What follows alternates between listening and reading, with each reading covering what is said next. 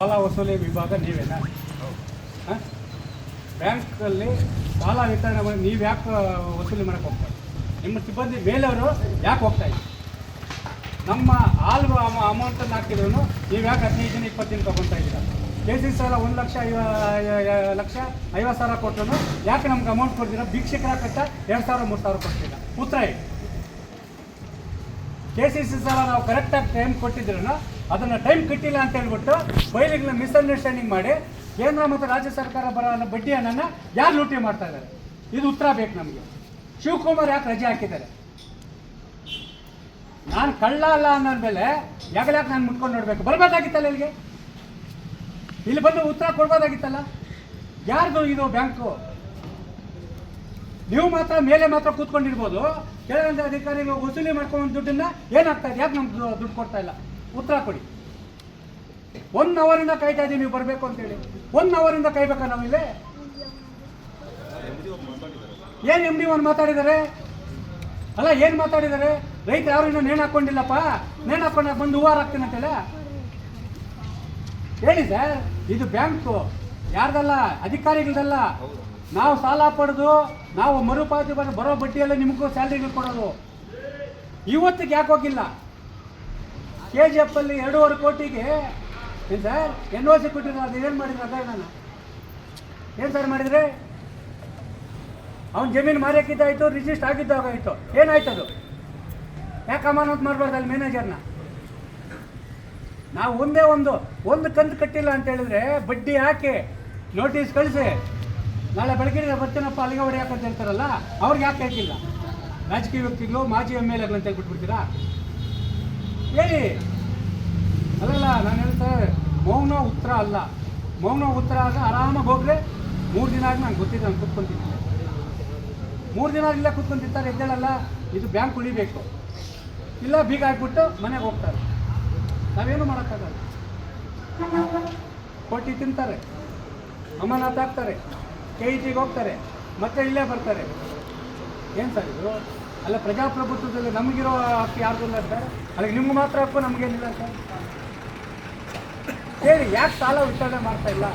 ಹೇಳಿ. ಮ್ಯಾನೇಜರ್ ಇದ್ದಾರೆ ನೀವು. ನಾನು ಬರೀ ನಿಮ್ಮ ಬ್ಯಾಂಕ್ ಇಲ್ಲೂ ಮಾತ್ರ ಕೇಳ್ತಾ ಇಲ್ಲ, ಕೋಲಾರ ಚಿಕ್ಕಬಳ್ಳಾಪುರ 2 ಜಿಲ್ಲೆಗಳಲ್ಲಿ ನಾನು ಕೇಳ್ತಾ ಇರೋದು.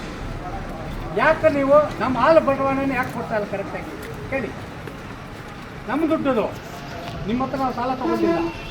ನಮ್ಮ ಹಸುಗಳಲ್ಲಿ ನಾವು ಗಂಜಿಲ ಎತ್ತಿ ಕತ್ತೆ ಎತ್ತಿ ಮೇವು ಹಾಕಿ ಹಾಲು ಕರೆದಾಕಿ ನಾವು ಯಾಕೆ ಕೊಡ್ತಾ ಇಲ್ಲ? ಉತ್ತರ ಹೇಳಿ. ಇವರೇ ಮಾತನಾಡ್ತಾ ಇರೋದಕ್ಕೆ ನಾನು ಹೇಳಿ. ಮ್ಯಾನೇಜರ್ ಕೇಳಿ ಯಾಕೆ ಕೊಡ್ತಾ ಇಲ್ಲ ಕೇಳಿ, ಉತ್ತರ ಕೊಡಿ. ಕೊಡ್ತಾ ಇಲ್ಲ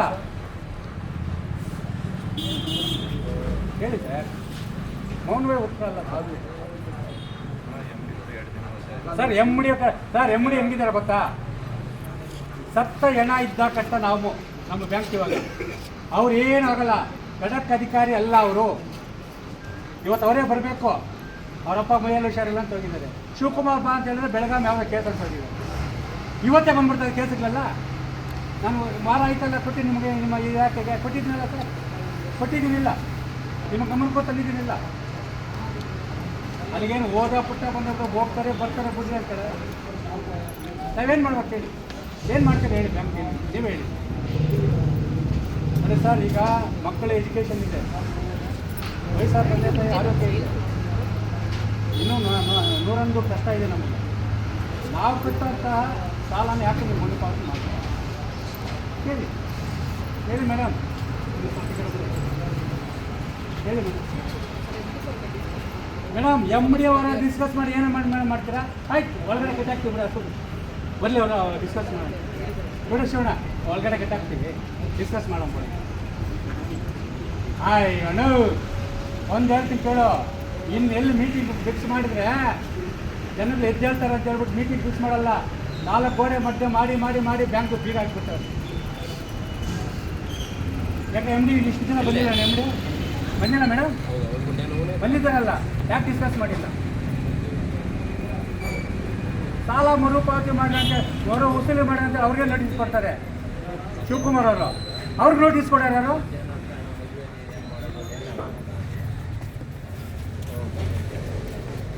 ಮೇಡಮ್, ಉತ್ತರ ಮೌನವಾಗಿದ್ದರೆ ಬಿಸಿಲು ಜಾಸ್ತಿ ಆಗ್ತಾ ಇರ್ತದೆ. ನಮ್ಮ ಹಾಲಿನ ಬಂಡವಾಳ ಹಣವನ್ನು ಯಾಕೆ ನೀವು ಸಮಯಕ್ಕೆ ಸರಿಯಾಗಿ ಕೊಡ್ತಾ ಇಲ್ಲ ಅದೇನು ಬಿಡಿ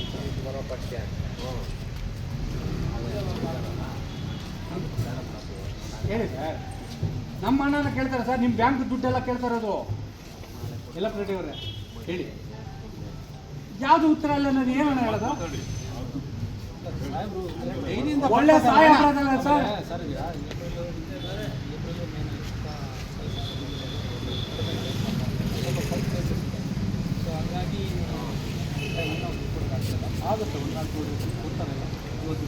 ನಾನು ನಿಮ್ಮ ಬ್ಯಾಂಕ್ ಹಣ ಕೇಳ್ತಾ ಇಲ್ಲ.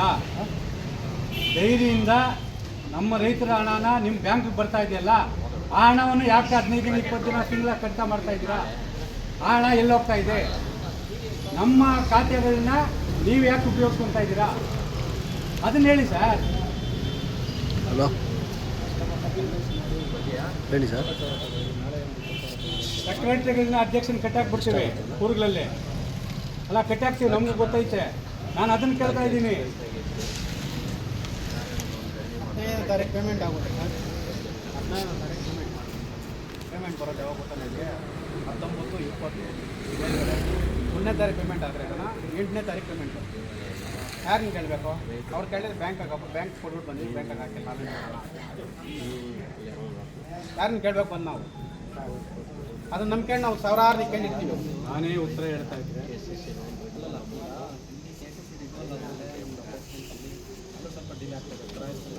ಬಿಡುಗಡೆ ಆಗ್ತದಲ್ಲ, ಬಿಡುಗಡೆ ಸ್ವಲ್ಪ ಲೇಟ್ ಆಗ್ತಾ ಇದೆ. ಬಿಡುಗಡೆ ಆಗಿದ ಅಮೌಂಟ್ ಯಾಕೆ ವಾರ ಲೇಟ್ ಆಗ್ತದೆ, ಹಾಗಾಗಿ ಡಿಲೇ ಆಗ್ತದೆ ಅಷ್ಟೇ.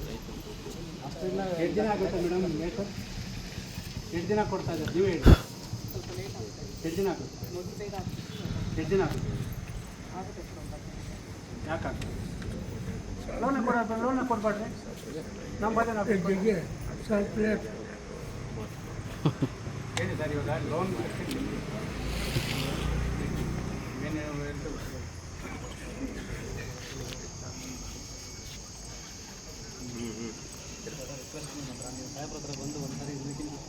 ನಾನು ಯಾಕೆ ಅವ್ರ ಹತ್ರ ಬರಬೇಕು? ನಾನು ಯಾಕೆ ಸರ್ ಬರಬೇಕು? ಬಂದಾಗ ಬಂದಾಗ ನಿಮ್ಮ ಲೋನ್ ಅಕೌಂಟ್ ಇವ್ರನ್ನ ಕರೆಸ್ರಿ ಅಂತ ಹೇಳಿದ್ರೆ ಕರ್ಸಲ್ಲ ಅವರು. ಮುಖಾಮುಖಿ ಚರ್ಚೆ ಆಗಬಾರ್ದಂತೆ. ಅವ್ರದ್ದು ಎಷ್ಟೇಜ್ ಪರ್ಸೆಂಟೇಜು? ನಮಗೆ ಪ್ರಾಮಾಣಿಕವಾದ ಅಧಿಕಾರಿಗಳು ಎಲ್ಲ ನೀವೇ, ನಾವೆಲ್ಲ ಅಪ್ರಾಮಾಣಿಕರು, ನಾವೆಲ್ಲ ರೈತರು. ಅಲ್ಲ ಹಂಗಂತ ಹೇಳ್ತಲ್ಲ, ನಮ್ಮ ಸಾಹೇಬರು ಪ್ರಾಮಾಣಿಕ ಅಂತ ನಾವು ಹೇಳ್ತೀವಿ. ನೀವು ಬೇರೆಯವ್ರಿಗೆಲ್ಲ ಗೊತ್ತಿಲ್ಲ, ಸಾಹೇಬರು ಪ್ರಾಮಾಣಿಕ. ಅದರಲ್ಲಿ ಆ ಪ್ರಾಮಾಣಿಕ ಅಧಿಕಾರಿ ಇಲ್ಲಿ ಇರಬಾರ್ದು. ಪ್ರಾಮಾಣಿಕ ಅಧಿಕಾರಿ ಇದ್ದರೆ ಏನು ತನಿಖೆ ಆಗಲ್ಲ, ಇಲ್ಲಿ ನ್ಯಾಯ ಸಿಗಲ್ಲ ಸರ್. ಬಡಿ ಅಧಿಕಾರಿಗಳಿಗೆ ಇಲ್ಲಿರೋದು. ಅಧಿಕಾರಿ ಟ್ರಾನ್ಸ್ಫರ್ ಆದರೆ ಸರ್ಕಾರಿ ಕಚೇರಿಗೆ ಹೋಗೋದು, ಎಲ್ಲಿಗೆ ಮನೆಗೆ ಹೋಗಲ್ಲ. ಸಂತೋಷ. ಇನ್ಮೇಲಿಂದ ನಾವು ಸಾಹೇಬರು ಕಂಡುಕೊಂಡು ನಾವು ಸ್ವಲ್ಪ ಪ್ರಯತ್ನ ಮಾಡಿ ರಿಕವರಿ ಹೋಗೋದು ಇನ್ ಟೈಮಲ್ಲಿ ಆಗೋ ಥರ ಮಾಡ್ತೀವಿ ಸರ್. ರಿಕವರಿಗೆ ಯಾರು ರಿಕ್ವೆಸ್ಟ್. ಈಗ ಶಿವಕುಮಾರ್ ಅವರು ರಜೆ ಹಾಕಕ್ಕೆ ಕಾರಣ ಏನು ಸರ್? ಅದನ್ನು ಸಾಹೇಬರು ಉತ್ತರ ಕೊಟ್ಟಿದ್ದಾರೆ ನಿಮಗೆ. ನಾವು ಇವತ್ತು ಯಾಕೆ ರಜೆ ಹಾಕಬೇಕು? ಅಧಿಕಾರಿಗಳವರು ನಾವು ಅವ್ರನ್ನ ಕೇಳೋದು, ನಾವು ಕೇಳೋದು ಬ್ಯಾಂಕ್ ವಸೂಲಿ ಮಾಡಕ್ಕೆ ಅವ್ರು ಹೋಗ್ಬೇಕು. ಹೇಳ್ತಾರೆ ಸಾಹೇಬ್ರು ಹೇಳ್ತಾರೆ. ಕೆಳಗಂತ ಅಧಿಕಾರಿಗೆ ಹೋಗ್ಬಿಟ್ಟು ಅವ್ರೇನ ಅಲ್ಲ AC ರೂಮಕ್ಕೆ ಕೂತ್ಕೊಳ್ಳೋಕೆ ಇರೋದಿಲ್ಲ. ಶಿವಕುಮಾರ್ ಅವರು ಬರಬೇಕು. ಶಿವಕುಮಾರಿಂದನೇ ಇವತ್ತು ಬ್ಯಾಂಕ್ ಹಾಳಾಗಿ ಹೋಗ್ಬಿಟ್ರು. ನನಗೇನು ವೈಯಕ್ತಿಕವಾಗಿ ಆದ ಮೇಲೆ ದೋಷ ಅಂತಿಲ್ಲ. ಹೇಳಿ ಸರ್, ನೀವು ಉತ್ತರ ಕೊಟ್ಟರೆ ನಾವು ಮನವಿ ಕೊಟ್ಟು ಸಾಹೇಬ್ರು 2 ದಿನ ಬಿಟ್ಟು ಬರ್ತಾರೆ. ಏನಿದೆ ನಾವು ಸ್ವೀಕಾರ ಮಾಡ್ಕೊಂಡು 48 ಅವರ್ಸ್ ನೀವು ಕೇಳ್ತಾ ಇರೋದು.